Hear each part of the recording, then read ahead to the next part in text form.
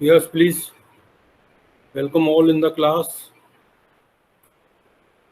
In the previous class, yesterday we were describing how the group of machines can be made equivalent to one machine.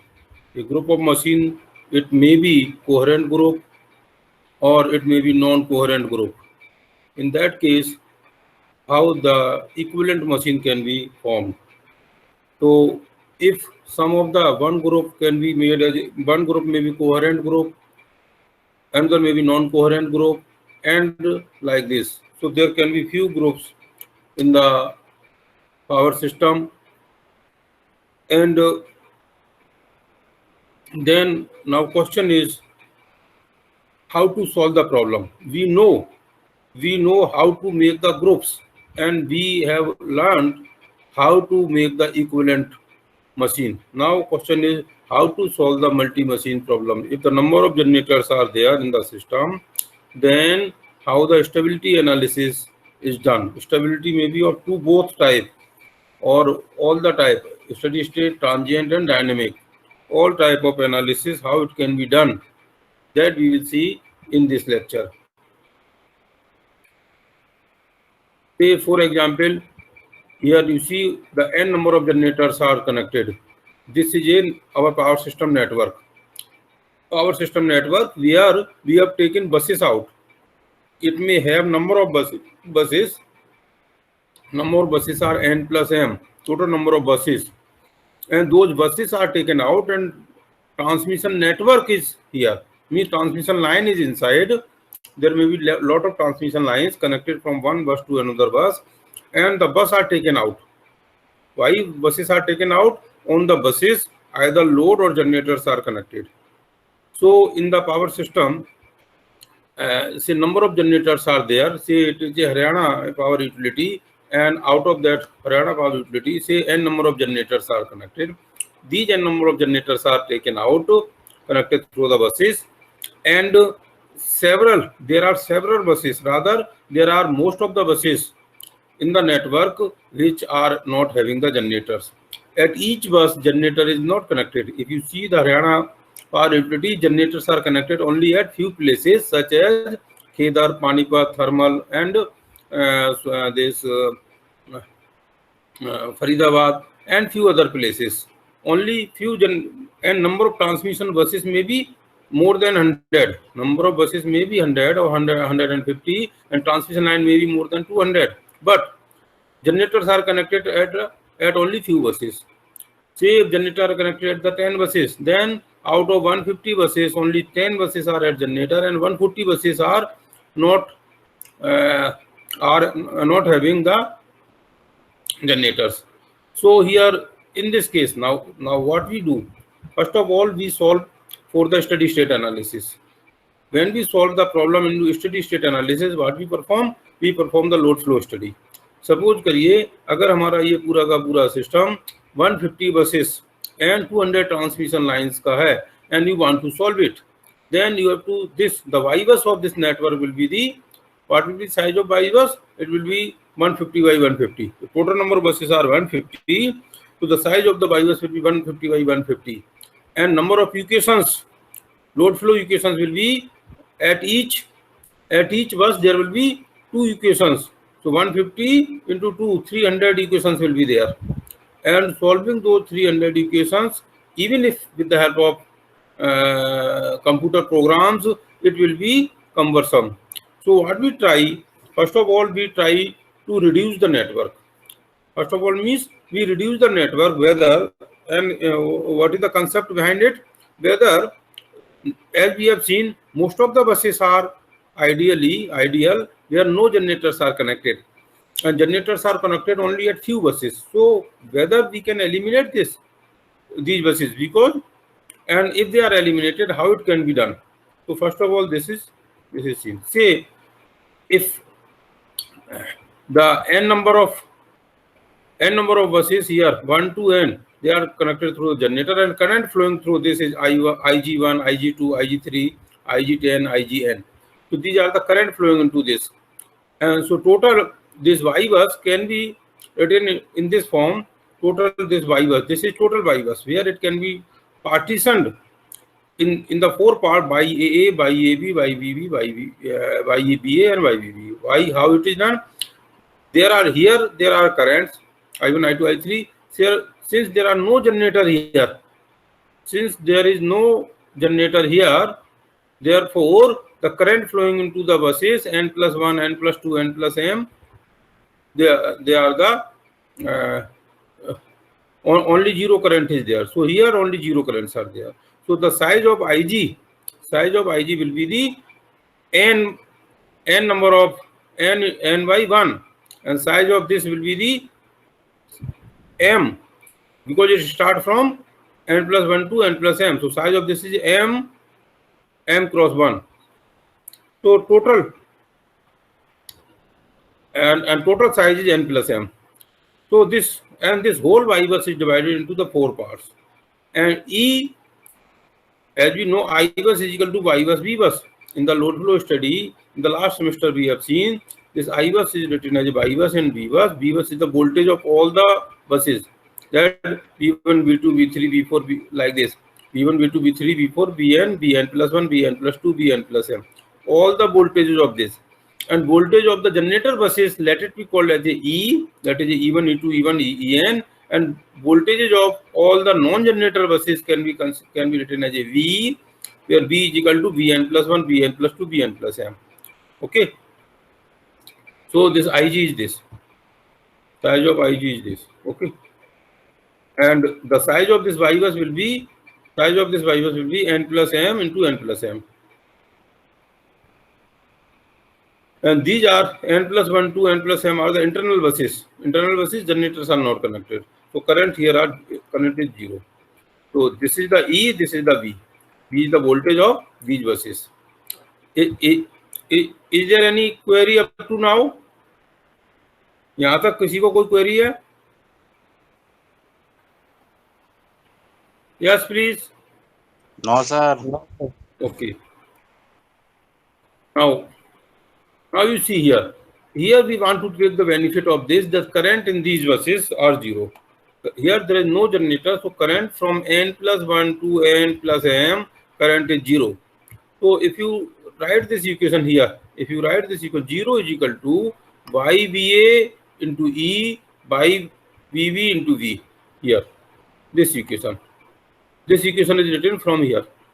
Okay, from here what we are doing, we are finding the V. इस voltage को निकालेंगे, and we will eliminate this voltage from here in the first equation.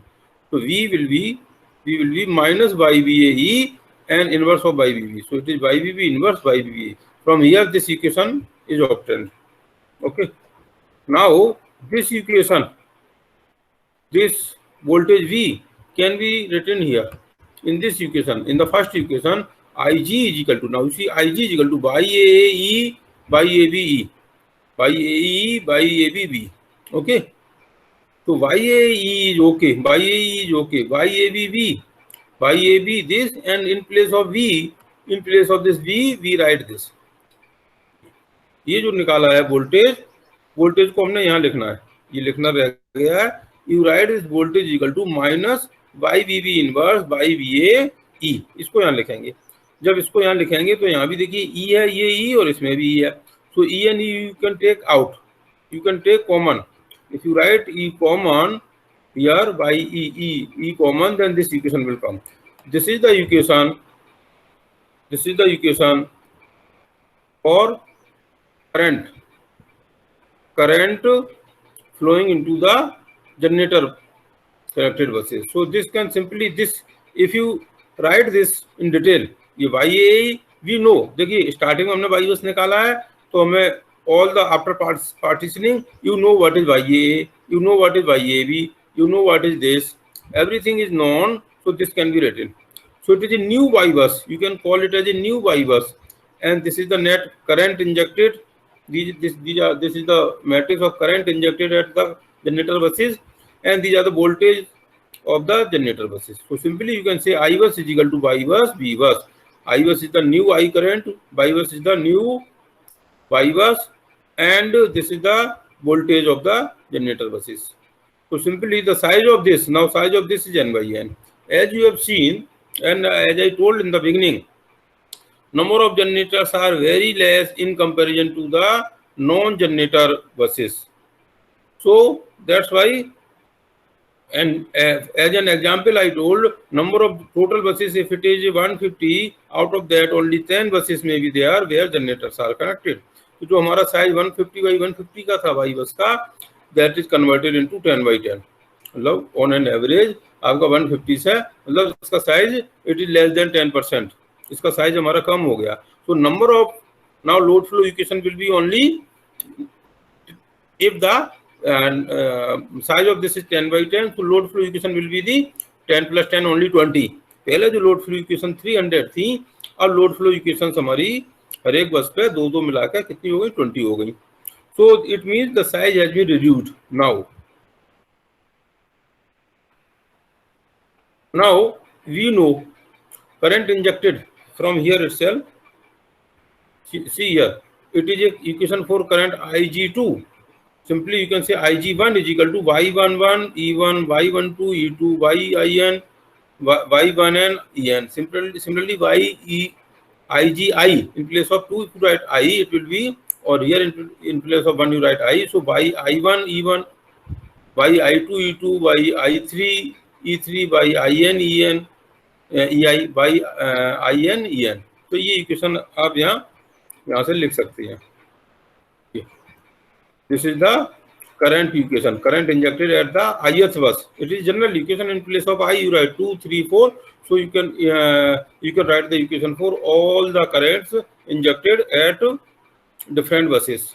And we know complex power S is equal to complex power injected at bus number G or I. Complex power injected at bus number I, say it is a SGI. SGI is equal to PGI plus JQGI. So SGI complex conjugate means PI minus JQGI will be the E complex conjugate I. E voltage at the ith bus and current at the ith bus. Voltage at the bus is EI complex conjugate IG, and this IGI is this. IGI is this, and this can be written. इसको कैसे short में लिख सकते हैं? YIJ EJ and J is equal to 1 to N. Okay. In place of this, we can write YI. ये 1 2 3 4 है. So Yij, Ej and J is equal to 1 to N summation. So this Ig here can be written like this, and after writing this can be SGI complex conjugate is equal to EI complex conjugate. In place of Ig ये लिखा है Yij Eg J is equal to 1 to N, जो अभी just बताया. Now what is EI? EI है क्या? Voltage at ith bus, voltage of ith bus connected where generator is connected. So this can be written as magnitude of the I and angle of it is complex. EI is nothing but EI magnitude and angle delta I. Since it is complex conjugate, so angle will be minus delta I. Yij is equal to magnitude by Ij and angle of Yij theta Ij. Ej is equal to angle magnitude of this and angle of this jth bus voltage. So this simply can be written as a EI Yij Ej and theta Ij plus delta J minus delta I. इनको we can write like this. Yeah, इसको इस तरह लिख सकते हैं. From here, simply by comparing imaginary part with imaginary part and real part with real part, means it is there, and here you can say cos delta plus j sin delta. Cos delta plus j sin delta. So cos of this will be PGI. So from here we can find PGI is equal to cos of this. तो अगर आपको क्या पता लग गया, हर एक बस का हर एक जनरेटर कौन सा जनरेटर कितना पावर इंजेक्ट कर रहा है, ये लोड फ्लो स्टडी से पता लग जाता है. दिस इज एजुकेशन और लोड फ्लो स्टडी, जिससे आपको ये पता लग गया हर एक जनरेटर कितना पावर इंजेक्ट कर रहा है.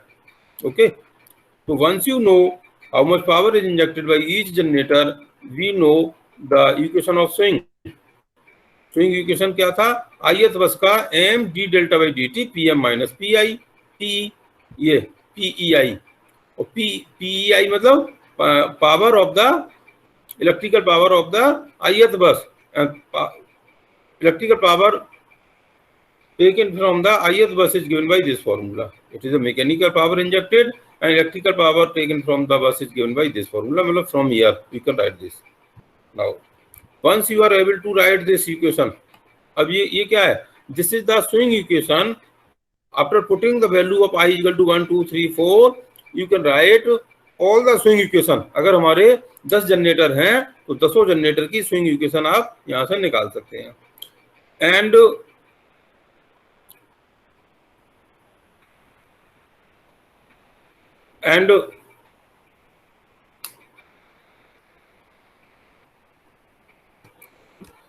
देखिए 10 जनरेटर का आप पावर इंजेक्टेड निकाल सकते हैं. And if it in place of I, you can write it here as I. But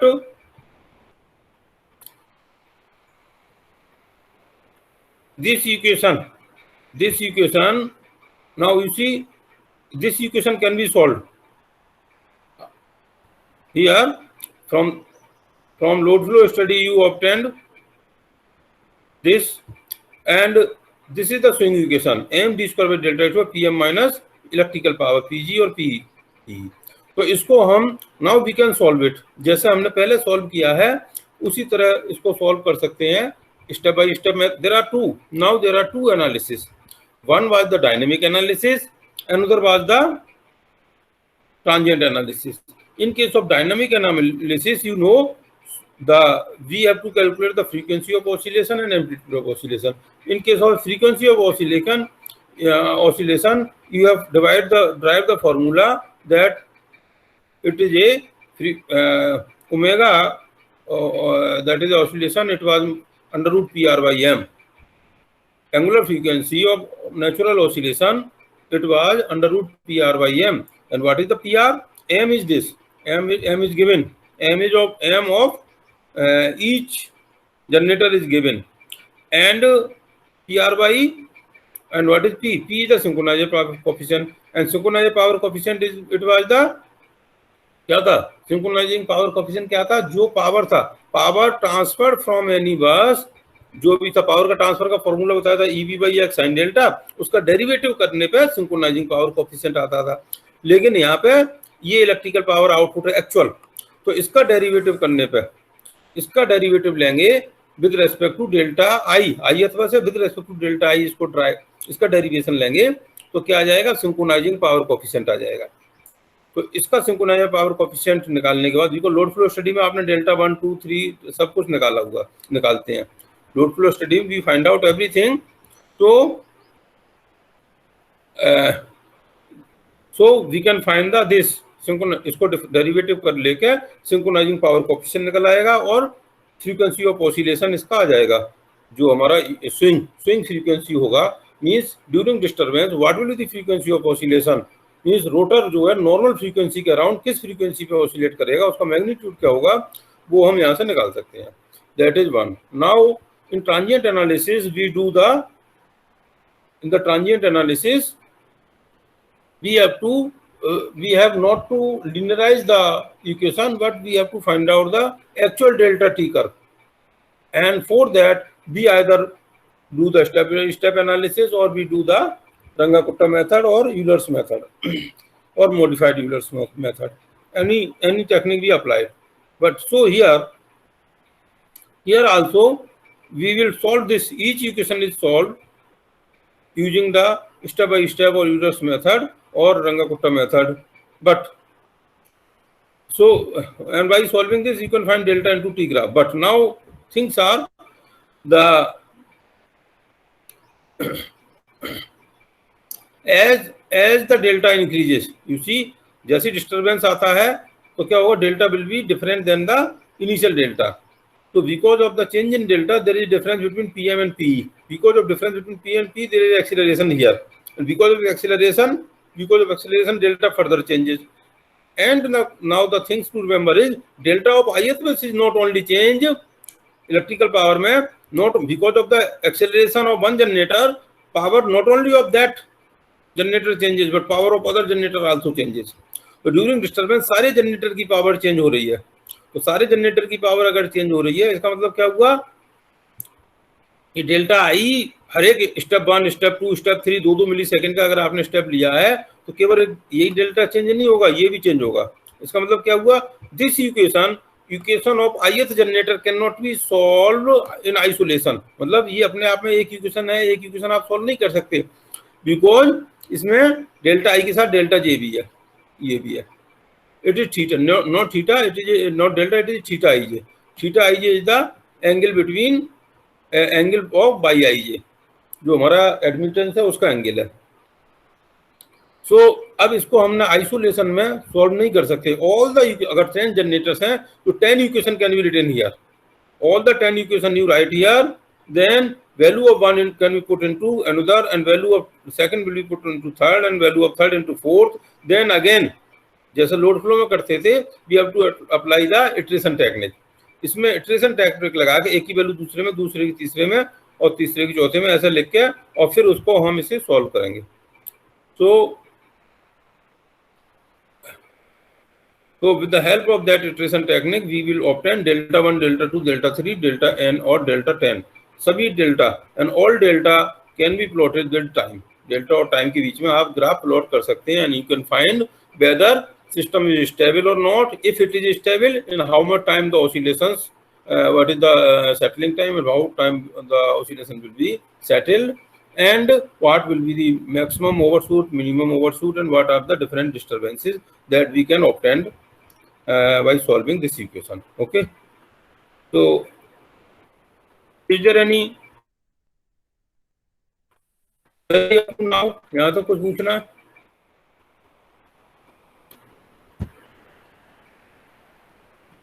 Yes, Santram. No sir। Okay, so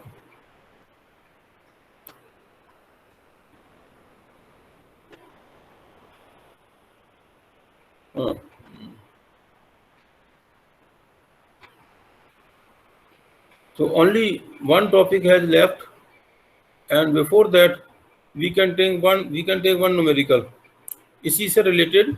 देखिए, this is one numerical। I uploaded 2 numerical questions on your Google Classroom, so please try to solve those questions also in addition to the assignment given to you। Since this unit is just going to finish in the next lecture, by next lecture this unit will be over, so please try to solve all the numerical question for this unit। All the out of 4, 3 units have been covered, and whatever the assignment has been given, the 5-6 assignments have been given। So now you are in a position to solve most of the assignments, most of the questions of most of the assignments। So try to solve all the assignments and submit those assignments Yes, sir. by say it is a May, or you later on also you can submit, but try to solve, because as soon as the unit is covered, then theory will be just, you have just read the theory and you will be able to solve those questions frequently।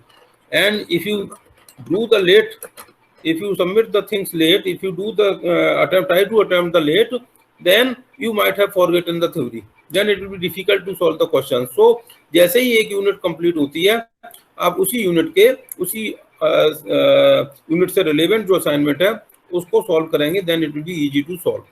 और साथ के साथ I would like to say you must have one, at least one book. हर एक के पास एक ना एक बुक। देखिए, पीडीएफ से और ऑनलाइन उतना अच्छा पढ़ाई नहीं कर सकते। आपको कोई न्यूमेरिकल क्वेश्चन आ गया तो आपको डिफरेंट पेजेस होकर पेजेस पलटना पड़ता है, उस पर फोकस करना पड़ता है एक ही पॉइंट पे।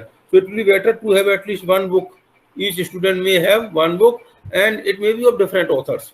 इससे कुछ आपका suppose you are four friends, you can have the 4 books of different authors and then you can discuss to each other also। So this is the way। Now this in this example, a 20 MVA 50 Hz generator delivers 18 megawatt over a double circuit line to an infinite bus। मतलब एक generator है जिसका rating है 20 MVA और 18 megawatt generate कर रहा है circuit में, इनफाइनाइट बस में, एंड जनरेटर और इनफाइनाइट बस के बीच में डबल सर्किट लाइन है। Generator has kinetic energy of 2.5 mega joule पर एमबीए, मतलब ये इसका इनर्शिया कांस्टेंट है, इतना इसका पर एमबीए है, तो 20 का इसमें मल्टीप्लाई करेंगे तो इसका आ जाएगा टोटल काइनेटिक एनर्जी आ जाएगा, और this is the inertia constant. Now generator transient reactance is XD is equal to इतना, जनरेटर का रिएक्टेंस है 0.35 है। Each transmission line circuit has resistance 0 and reactance, और डबल सर्किट लाइन है, हर एक की रिएक्टेंस 0.2 ओम है एट द सेम बेस, जो उसका अपना बेस है। E1 पता है, E1 मतलब excitation voltage of the generator, और at no load what is the voltage of the generator, and infinite bus voltage 1 per unit है। Now three phase fault occurs at the midpoint of one of the transmission line। अब जो transmission जो circuit था, जो हमारा double circuit था, उसके mid of the transmission line में क्या हो गया, थ्री फेज शॉर्ट सर्किट हो गया। अब थ्री फेज शॉर्ट सर्किट हो गया तो पहले जो पावर ट्रांसफर हो रही थी, अब उतनी पावर ट्रांसफर नहीं, जैसे शॉर्ट सर्किट होगा power transfer will be different.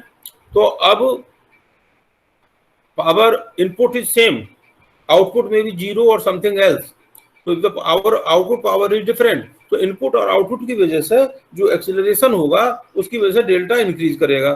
तो अगर सस्टेन फॉल्ट है, मतलब परमानेंट अगर परमानेंट शॉर्ट सर्किट हो गया तो डेल्टा किस तरह बढ़ता जाएगा, एक तो वो प्लॉट करने की बात है। दूसरा, अगर फॉल्ट परमानेंट नहीं है, fault is opened by circuit breaker, simultaneously opening of the circuit breakers at the end of line at 2.5, मतलब 2.5 साइकिल का मतलब क्या है, एक साइकिल होता है 20 मिली सेकेंड का, तो 50 मिली सेकेंड में हमारा जिस लाइन पे फॉल्ट था वो ओपन हो गई, तो डेल्टा और टी कर्व क्या होगा।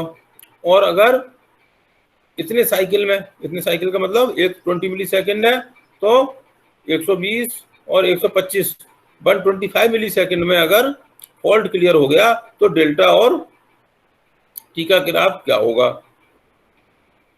और जो आपको डेल्टा और टी ग्राफ प्लॉट करना है, ये कह रहा है 0.5 सेकंड तक केवल प्लॉट करें, क्योंकि कंप्यूटर से आप 5 सेकंड भी कर सकते हैं, 10 सेकंड भी कर सकते हैं, लेकिन ये मैनुअली करा रहे हैं तो 0.5 सेकंड। अगर आपने देखिए, अगर 2-2 मिली सेकंड का लिया होता, ये 0.5 सेकंड है, अगर 1-1 मिली सेकेंड लेंगे तो इसमें 500 स्टेप्स हो जाएंगे। अगर हमने 0.05 का ले लें स्टेप, तो हमारे 10 स्टेप हो जाएंगे। तो एंड देखिए, जितना छोटा स्टेप लेंगे उतना ही आंसर आपका करेक्ट होगा।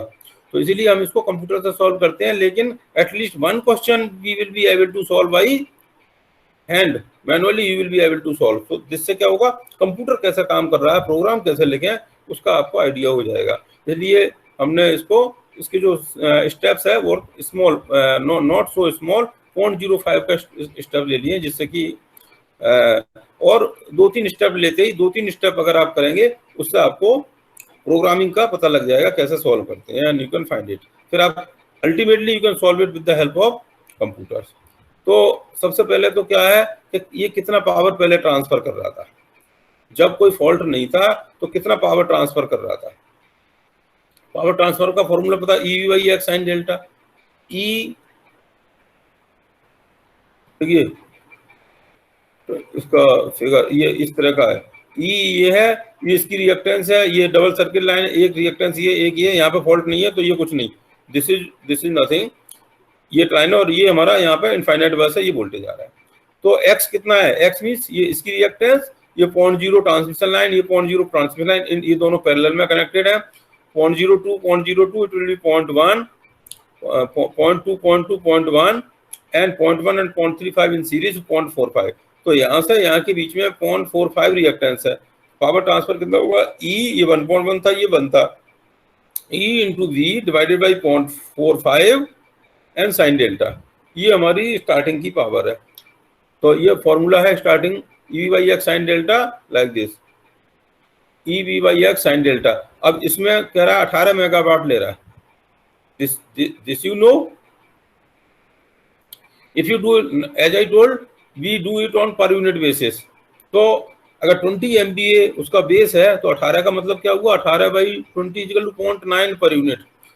पर यूनिट में 29 पर यूनिट पावर ले रहा है, तो 0.9 पावर ले रहा है। 0.9 is equal to this sine delta, यहाँ से आपका डेल्टा निकलेगा इनिशियल पावर एंगल। मतलब क्या है, जब फॉल्ट नहीं था तो 18 मेगावाट ले रहा था और वो 21 डिग्री पे काम कर रहा है। That our generator is working at 21.64 degree. अच्छा, अब जब फॉल्ट हुआ, अब यहाँ देखिए, यहाँ पे फॉल्ट हो गया, ये फॉल्ट हो गया। अब कितना पावर लेगा, कितना पावर ट्रांसफर होगा, यहाँ से लेके यहाँ के बीच में कितना पावर ट्रांसफर होगा अगर यहाँ फॉल्ट हो गया। तो फॉल्ट हो गया तो इसको हम पहले देखिए, ये कनेक्टेड है और ये यहाँ कनेक्ट हो गया, यहाँ कनेक्ट हो गया, तो ये क्या बन गया, ये डेल्टा बन गया। This is like this delta.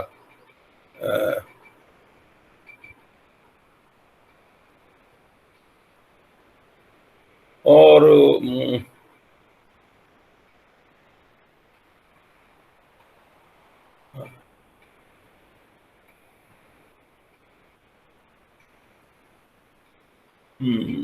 इसको this line is connected here and ये जो है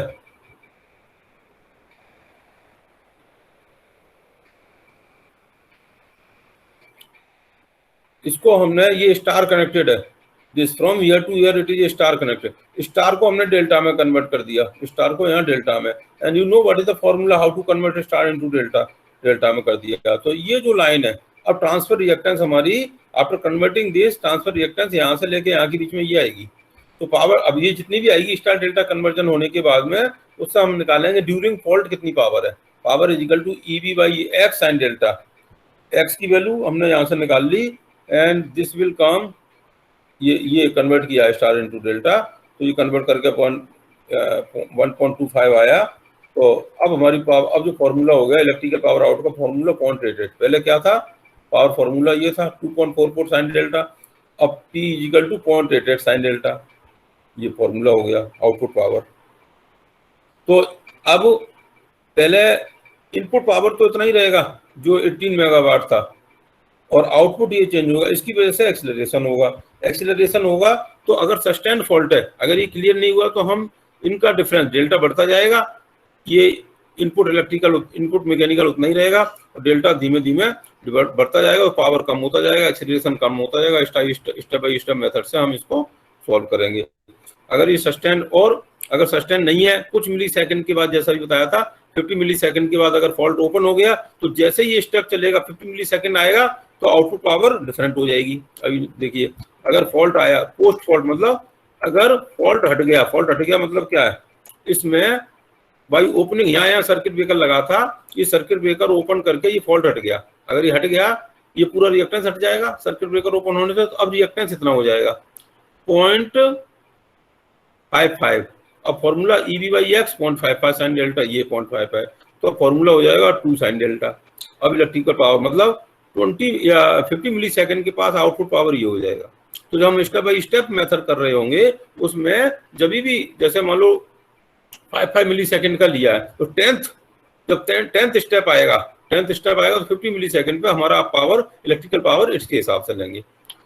तो in this way now what we do, एक ले लें, ये फॉर्मूला हमने पहले देखा हुआ है।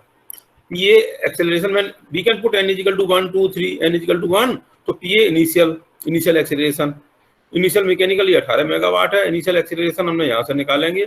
ऐसे ही P n इक्वल टू 1 2 3, ऐसे 1 रखेंगे, फिर 2 रखेंगे, 3 रखेंगे, 1 रखेंगे तो ये हमारा क्या आ जाएगा, एक्सेलरेशन आ जाएगा। इसमें रखेंगे तो पावर एंगल डिफरेंस आ जाएगा। ये पावर एंगल डिफरेंस पहले एंगल से जो यहाँ निकला था, पहले ऑलरेडी 21.6 था, अब न्यू एंगल ये हो जाएगा। फिर इसमें 2 रखेंगे, 3 रखेंगे, ऐसे ही सर्कुलेट करते रहेंगे, इसको रोटेट करते रहेंगे, तो हमारा ग्राफ ये डिफरेंट वैल्यूज निकाला है। P equal to first step 0.05, then 0.1, 0.05 का ईच स्टेप लिया, तो 10 स्टेप में हमारे ये एक्सेलरेशन होता जाएगा, और ये डेल्टा की वैल्यू, चेंज इन डेल्टा और डेल्टा, ये 21.6 था, ये बढ़ते 159 ऐसा आ गया। अगर सस्टेन फॉल्ट है। अगर हम इसको प्लॉट करेंगे तो ऐसा आ गया, डेल्टा की वैल्यू ये गई, सो इट इज अनस्टेबल। अगर हमने फॉल्ट क्लियर नहीं किया तो सिस्टम हमारा अनस्टेबल है। फॉल्ट क्लियर कर दिया तो यहाँ पे फॉल्ट क्लियर कर दिया, जल्दी फॉल्ट क्लियर कर दिया था तो ये जल्दी स्टेबल हो जाएगा। ये अगर 50 मिली सेकेंड पे किया, ये देखिए 2.5 साइकिल पे किया था तो ये फॉल्ट जल्दी स्टेबल हो गया। अगर थोड़ा लेट किया 6.25 125 मिली सेकेंड पे किया तो थोड़ा लेट अनस्टेबल होगा, तो ये ज़्यादा टाइम लेगा। तो in this way we can plot it. एक क्वेश्चन एटलीस्ट आप एक क्वेश्चन के एक दो स्टेप भी अगर आप कर लेंगे तो आपको ये पता लग जाएगा इसकी प्रोग्रामिंग कैसे की जाती है। Then you can whatever the programs I have given, जो हमने प्रोग्राम आपको